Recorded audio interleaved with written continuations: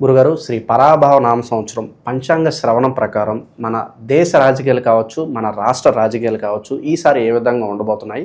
కొంతమంది లీడర్స్ పేర్లు తీసుకుందాం. పంచాంగ శ్రవణం ప్రకారం మరి ఈ సంవత్సరం వాళ్ళ భవిష్యత్తు ఏ విధంగా ఉంటుందో చెప్పండి. ముందుగా వీక్షిస్తున్న ప్రేక్షకులందరికీ శ్రీమాత్రే నమః, శ్రీ గురుభ్యో నమః. యాదేవి సర్వభూతేషు మాతృరూపేణ సంస్థిత. నమస్తస్సై నమస్తస్సై నమస్తస్సై నమో నమః. నేను చెప్పేటటువంటి ఈ ఫలితాలు ఎవరినీ ఉద్దేశించినటువంటివి కావు, వ్యక్తిగతంగా అనుకున్నటువంటివి కావు.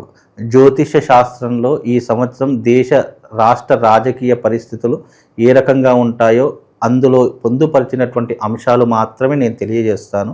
ఇది అందరూ గుర్తుపెట్టుకోండి. ఎవరికి వ్యక్తిగతంగా చెప్పినటువంటివి కావు. ఇది దేశ రాష్ట్ర రాజకీయ భవిష్యత్తుని జ్యోతిష్యంలో ఈ సంవత్సరం ఎలా ఉండబోతుందో అని మనకు కొన్ని సిద్ధాంతాల రూపకంగా ఇచ్చారు.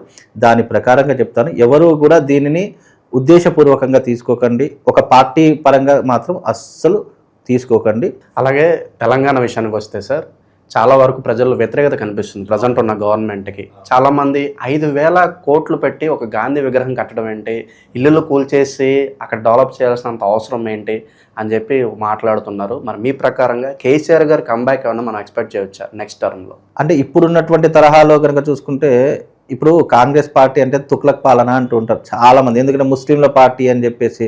సరే, ఎవరి అభిప్రాయాలు వాళ్ళవి, మనం వ్యక్తిగత అభిప్రాయాలు అవసరం లేదు. కాకపోతే ఏంటి అంటే, మీరు అన్నట్టుగా ఇది కొంచెం బాధాకరమైనటువంటి విషయం. ఇప్పుడు మన తెలంగాణలో హైదరాబాద్ సిటీలో గాంధీ గారి విగ్రహం అవసరం లేదు, ఫస్ట్ ఆఫ్ ఆల్.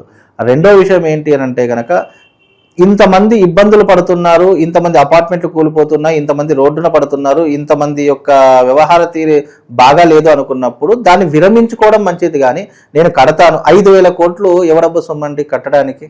ప్రజల యొక్క సొమ్ము. ఆ 5,000 ఇప్పుడు ఆల్రెడీ ఆయన చెప్పేటటువంటి వర్షన్ ఎలా ఉంది అని అంటే, ఇప్పటికే రాష్ట్రంలో అప్పుల్లో ఉంది, ఇప్పటికే భారం అంతా నా మీద పడింది, వాళ్ళందరూ అప్పులు చేసి నా మీద రాష్ట్రం వదిలేసి వెళ్ళి, అప్పులు ఉన్నవాడు 5,000 కోట్లు పెట్టి నీకు గాంధీ విగ్రహం కట్టాల్సిన అవసరం ఏముంది? దానివల్ల పోనీ గాంధీ విగ్రహం దానివల్ల తిండికి వస్తుందా, టికానాకు వస్తుందా? లేదు అంటే అది పెట్టడం వల్ల ఇంకా ఏదైనా పెద్ద స్థాయిలో నువ్వు వెళ్ళగలుగుతావా? ఇంకా అది పెడితే దానికి ఇంకా అతను కిందికి పడిపోవడమే తప్ప దానివల్ల వచ్చేదంటూ ఏమీ లేదు.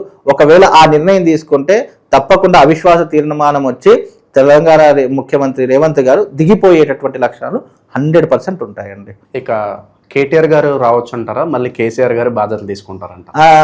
లేదండి. అయితే నా అంచనా ప్రకారము, జ్యోతిష్యం పక్కన పెడితే అంచనా ప్రకారం కేటీఆర్ గారు లేదా హరీష్ రావు గారు, వీరిద్దరిలో మాత్రం ఎవరైనా ఒకరు ముఖ్యమంత్రి అయ్యే అవకాశం అయితే ఏర్పడుతుంది. మళ్ళీ కేసీఆర్ గారు అయితే వచ్చే అవకాశం అయితే లేదు. ఎందుకంటే ఆరోగ్య రీత్యా చూసుకున్నా, అప్పటికి ఉన్నటువంటి ఈ యొక్క పార్టీ రీత్యా చూసుకున్నా కొంతవరకు మాత్రం కేసీఆర్ గారు రెస్ట్ తీసుకునే పరిస్థితి ఉంటుంది తప్ప మళ్ళీ రాజకీయ భవిష్యత్తులో అంటే వెనుకుండి చక్రం నడిపిస్తారు.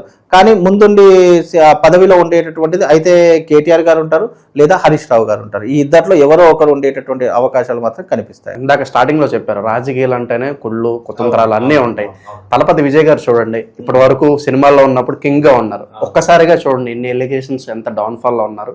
తమిళనాడులో మరి ఆయన పరిస్థితి ఏంటి? సీఎం అవుతారంటారు? తమిళనాడులో అయ్యేటటువంటి పరిస్థితి అయితే లేదండి. మళ్ళీ తమిళనాడులో అంటే ఇప్పుడు రాజకీయంలో ఎలా ఉంటుంది అని అంటే కనుక, ఒక వ్యక్తిని మనం ఒక రకంగా ఊహించుకున్నప్పుడు ప్రతి ఒక్కరి మైండ్లో అదే ఉంటుంది. దాని బిహైండ్ మళ్ళీ వెళ్ళలేము.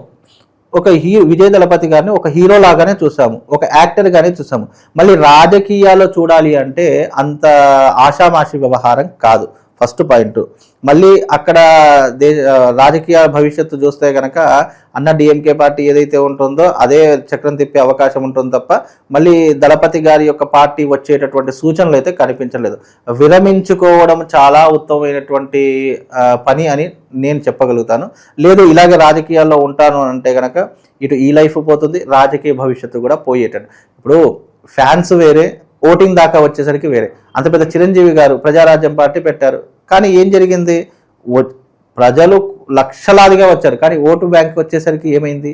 అలాగే సినిమా రంగంలో ఉన్నటువంటి వారికి రాజకీయ భవిష్యత్తు అని గతంలో ఉండేది. ఎన్టీఆర్ గారి కాలంలో, ఎంజీఆర్ గారి కాలంలో, జయలలిత గారి కాలంలో ఉండేది.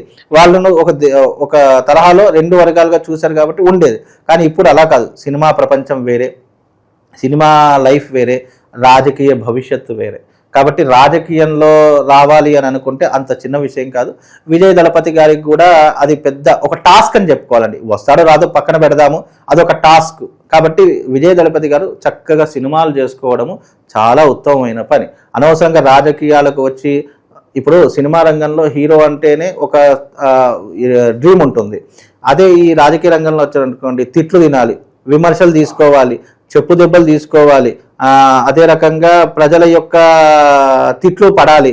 అలాగే ఎన్ని వర్షం వచ్చినా, తుఫాన్ వచ్చినా, ఏదొచ్చినా ఇప్పుడు రాజకీయ నాయకుడి దగ్గరికి వెళ్ళాలి అంటే టైం ఇవ్వాలి. విజయ్ దళపతి గారు టైం అయితే ఇవ్వరు ఫస్ట్ ఆఫ్ ఆల్. అలాగే ప్రజల యొక్క విపరీతమైనటువంటి విమర్శలు ఎదుర్కొంటారు, తిట్లు చీవాట్లు అన్నీ ఎదుర్కొంటారు. ఆయనకు అవసరమా? కాబట్టి అంటే జాతకపరంగా పక్కన పెడితే సినిమాలు చేసుకోవడం చాలా ఉత్తమం. ప్రజాసేవ చేద్దామా, సినిమాలో ఉండి చేయండి. సేవ చేసుకోవడానికి పదవి ఎందుకండి? ఇప్పుడు ఆయన తలుచుకుంటే ఏదైనా చేయొచ్చు ఒక హీరోగా, దానికి పదవి ఎందుకు అనేటటువంటిది వాళ్ళు ఆలోచించుకోవాలి. ఇప్పుడు నా సలహా ఏంటి అంటే, పదవిలో ఉన్నా లేకపోయినా ఆయన సేవ చేసుకోవాలంటే పదవి అవసరం లేదు. నువ్వు వ్యక్తిగతంగా 1,00,000 చేసుకోవచ్చు. ఆయనకు ఆ క్యాపబిలిటీ ఉంది. కాబట్టి అంటే రాజకీయంలోకి వస్తే విమర్శలు ఎదుర్కొంటారు తప్ప గెలిచేటటువంటి అవకాశం చాలా తక్కువ అండి. గెలిచేదానికంటే అవమానాలు ఎక్కువ పొందుతారు. ఇది మాత్రం రాసి పెట్టుకోండి. అవమానాలు, విమర్శలు, తిట్లు, చివాట్లు, దానివల్ల మానసిక స్థైర్యాన్ని కోల్పోతాడు. లేదు అని అంటే కనుక మనశ్శాంతిని కోల్పోతాడండి. ఇది మాత్రం వాస్తవం.